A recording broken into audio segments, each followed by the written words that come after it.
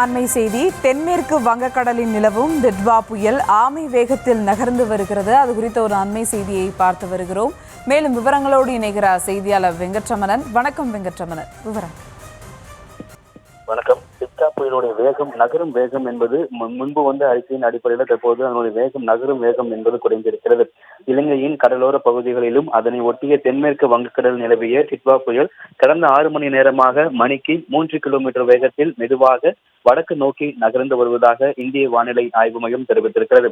இலங்கையில் இருக்கக்கூடிய திருகோணமலைக்கு சுமார் 30 கிலோமீட்டர் தொலைவிலும், காரைக்காலில் இருந்து தென்கிழக்கில் 300 கிலோமீட்டர் தொலைவிலும், புதுச்சேரிக்கு தென்கிழக்கே 410 கிலோமீட்டர் தொலைவிலும், சென்னைக்கு தென்கிழக்கே 510 கிலோமீட்டர் தொலைவிலும் இந்த டிட்வா புயலானது தற்பொழுது மையம் கொண்டிருக்கிறது.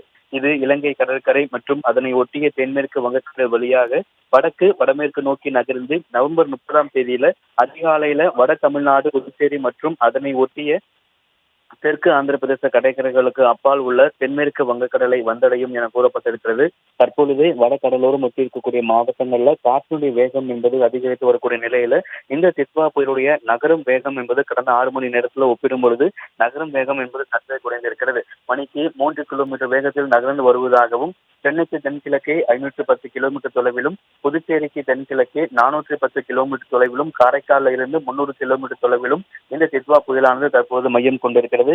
வடகடலோர மாவட்டங்கள்ல கடல் சீற்றமாக காட்சியளிக்கக்கூடிய நிலையில காற்றினுடைய வேகம் என்பது புயல் நெருங்க மேலும் அதிகரிக்கக்கூடும் எனவும் மீனவர்கள் கடலுக்கு செல்ல வேண்டாம் என ஏற்கனவே வானிலை ஆய்வு மையமும் அறிவுறுத்தல்கள் வழங்கப்பட்டிருக்கக்கூடிய நிலையில டிட்வா புயலுடைய நகரும் வேகம் என்பது குறைந்து கடந்த வந்த அறிக்கையின் அடிப்படையில் காட்டிலும் தற்பொழுது புயலுடைய வேகம் என்பது தற்பொழுது குறைந்திருக்கிறது.